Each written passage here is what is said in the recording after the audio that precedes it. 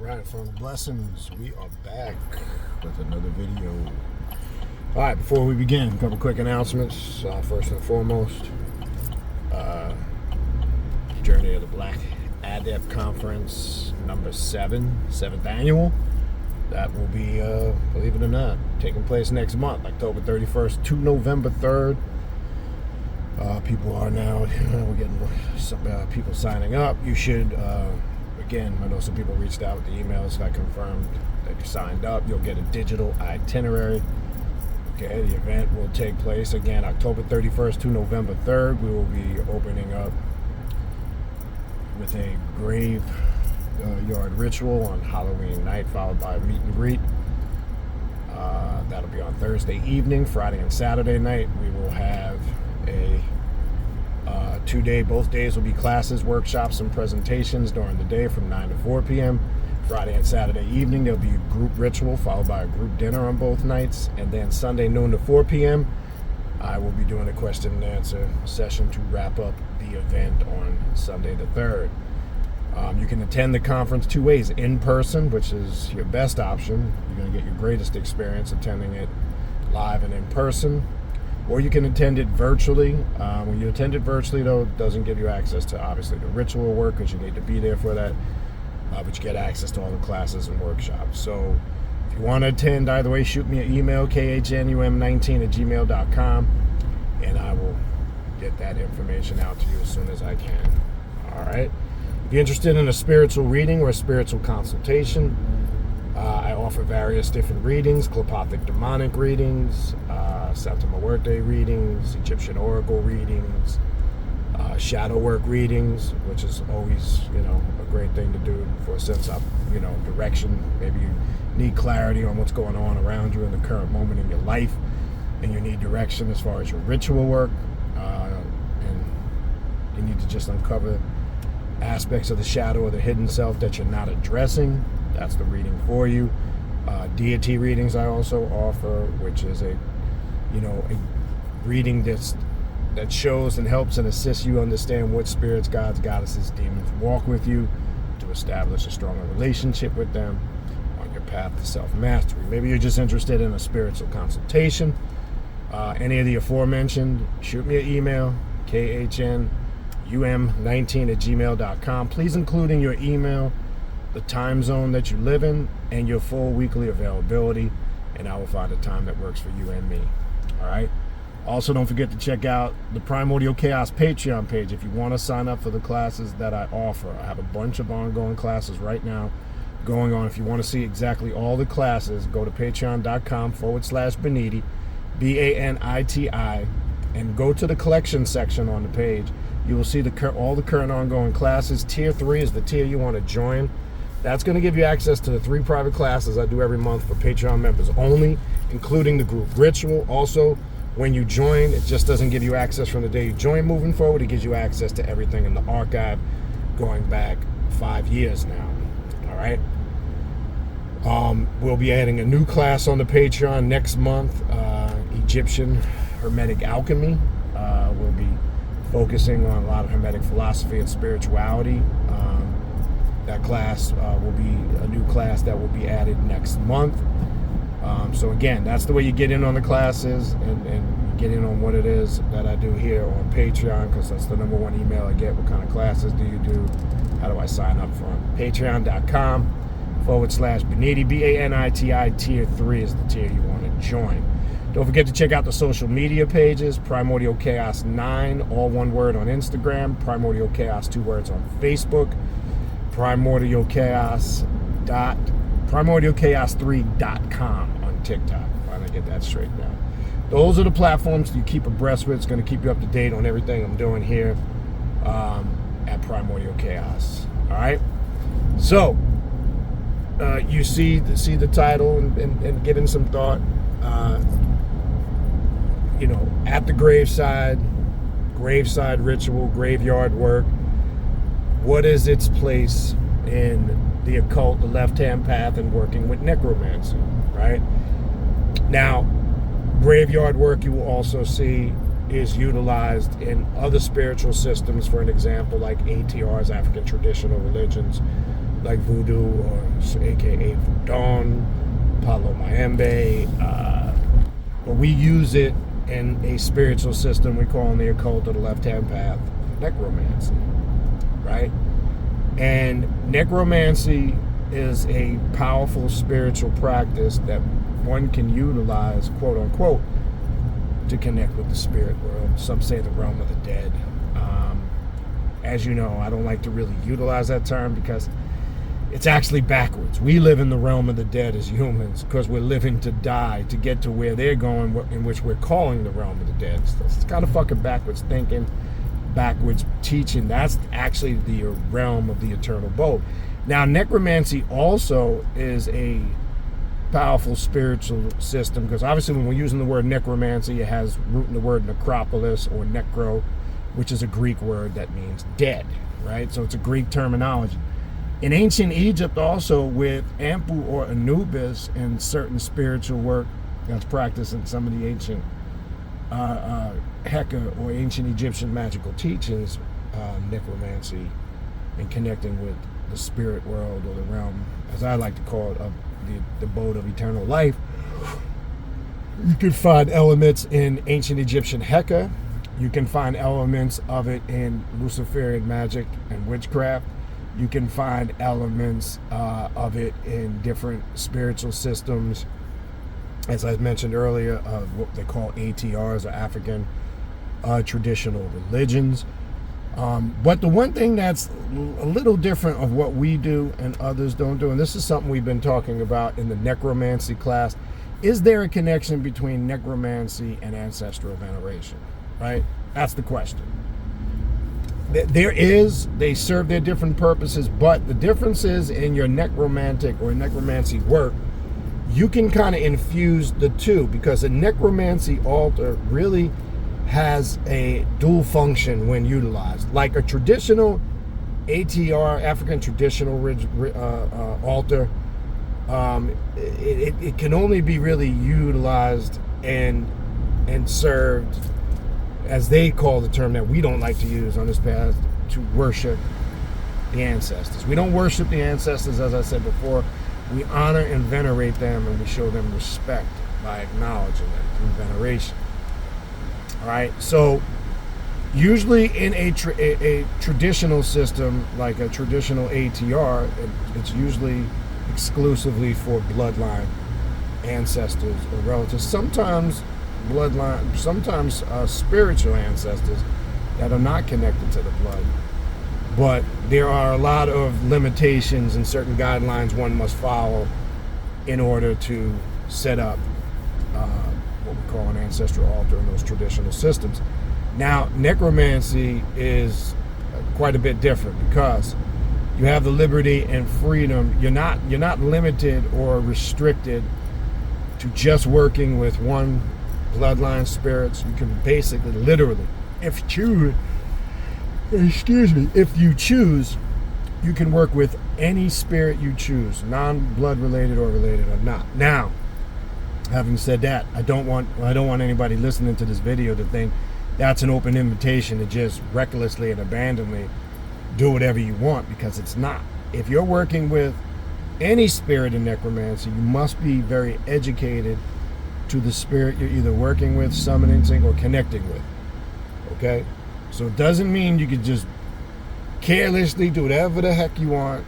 No, there are still protocols, for lack of a better word, or I should say there are things you need to be clear and aware of by educating. Like if you go to the graveyard and you're working with something in the grave attracts you, you're doing ritual work, and something is summoning you to a particular grave site of a particular individual, make sure you do your research on that person and what you're attempting to do, because sometimes people don't educate themselves and they start to do things maybe that are not, in essence, really productive on that level.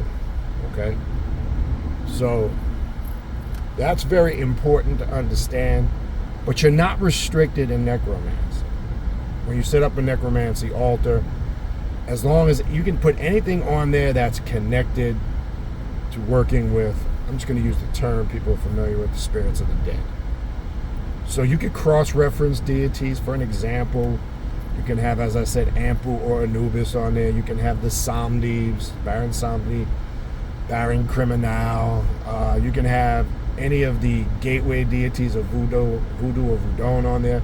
You could have the black aspect of Santa Muerte, or any other spirits that connect with what we're calling the realm of the dead, and working with that necromantic energy, right? And that's where the greatest variance or difference comes in. And then obviously you can have your blood, so your bloodline ancestors on there venerating, in veneration and venerating them. And that's kind of how my altar is set up. I don't have the traditional, what they would call the traditional ancestral altar. I would classify mine more as a necromancy / ancestral altar. And then I also have spirit guides that I work with that are on that altar, which that's the other thing you can infuse, because when you're dealing with certain spirit guides that you're connected with, right, you're dealing with, again, quote unquote, spirits, quote, if you want to use a term, I'm using simplistic terms, spirits from the other side, for lack of a better word, or in that abode that we call the realm of the dead. These are spirits you find through your necromantic work that have been connected to you sometimes from generation to generation. Okay? Now, some people also bring up, is there a connection to vampiric magic or some elements of vampirism with necromancy? Yes, excuse me. You will see that across the board, because in vampiric magic, remember, there is different systems of venerating and honoring the dead and venerating your ancestors. So you will see this across the board as far as the connection. And no, that's not a coincidence, right? There's a reason for that. So I know some people look at it and they make the connection and they go, is this? I wonder if... Yeah, it is, because you're noticing it, you've pointed it out, and you clearly see any type of work where you're venerating the dead or connecting with the realm of the dead would be a form of necromancy. Right? Now, dark aspects of necromancy, because let me address this maybe so more so for newer people. There's a lot of spookism about necromancy, because of, like anything else, the internet, different social media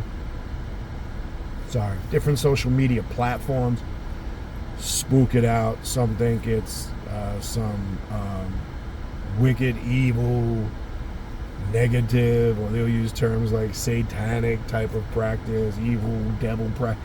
And all that's coming from a religious mindset anyway. And then the question lies, well, why would you want to work? What purpose does working with necromancy serve? Why would an individual want to intentionally set out and work with these things that I'm talking about?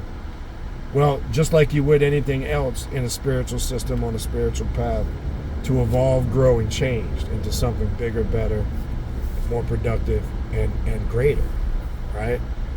Everything you do on your path of self-mastery is supposed to be empowering and uplifting for you, and on all levels, physically, mentally, emotionally, spiritually, right? It's supposed to be empowering. You're supposed to be obtaining the knowledge, the wisdom, the understanding, and the power that a lot of these deities, spirits, gods, goddesses, and demons you are trying to connect with. Okay? So it definitely serves a purpose, but just like anything else, you must know how things operate so you can move and maneuver smoothly through the path.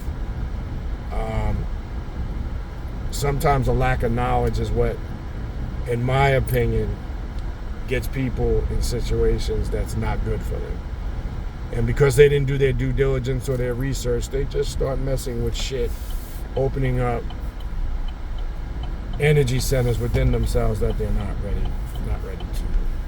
quote unquote, or not prepared or equipped to deal with. Okay. So like I said, there are different variances between traditional ancestral, they don't even say veneration, worship. And as I said before, you can't worship yourselves. You can't worship. We don't worship our ancestors. That's spookism and slave master indoctrination. Okay? So we look at the graveside, right? Or the graveyard. And this is one reason why this year, at this year's 2024 conference, we had made a decision. We said, look, we're coming into our time and season, which is fall going into winter. We all know why from an occult left-hand path perspective. And we're kicking this conference off on a night where there's an abundance of occult energy in the ethers. So that was like a light bulb, because it's like light goes off upstairs and says, well, it's not a coincidence this year's conference falls perfectly to open on Halloween night. So we said, fuck it. Instead of just doing just a meet and greet, we could still do both. Just we will cut down the meet and greet instead of going like we do every year to like a full service restaurant, which is great. It's fun and all that.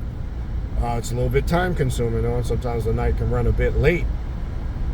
We just decided that we will, instead of doing that, we'll open up the conference with a graveside ritual, and then we will follow it up with a social meet and greet at Dandy Donut, which is a famous donut place down here in South Florida that specialize. Google it if you ever see. These donuts are huge. They're awesome. So we're going to have just a brief coffee and donut social afterwards, because we want to take advantage of the spiritual energy, and we want to get in as much ritual work we can to create that power individually and collectively. Okay? So graveside work is very important, but you also have to be careful when you're working at the graveside that you enter and you enter the graveyard and you show respect of the realm, because at some point you too will dwell there, and you always exit and show the respect. Now, you have to be careful or aware, because when you do rituals in the cemetery or the graveyard, and this has happened several times, shit happens is the best way I can describe it. Stuff starts to happen. Things start to move. Spirits manifest and appear. And, some people get caught off guard by that. I've watched people get possessed at the cemetery because of ritual work they might have been doing and didn't really understand what they were opening up and connecting with. So spirit possession can happen at the graveside. I've witnessed it, I've seen it, I've experienced it myself, because there's a lot of energy when you walk into the graveyard or the cemetery. And that's why I said you always enter and show respect and let the spirits of the dead know you're entering, and you always exit and show respect. Sometimes people, I suggest to them, enter by tolling a bell. You could do it 3 times, 9 times, or 11, depending on the significance of what you're connecting with. Okay? So it's about showing honor and respect to the dead. Okay? Not worshiping them. But when you're doing graveside ritual work, it's very empowering. You could just smell it, taste it, sense it in the air. It's a very awesome and awe-inspiring energy when you're locked in. Okay? And there's a reason for that, obviously, right?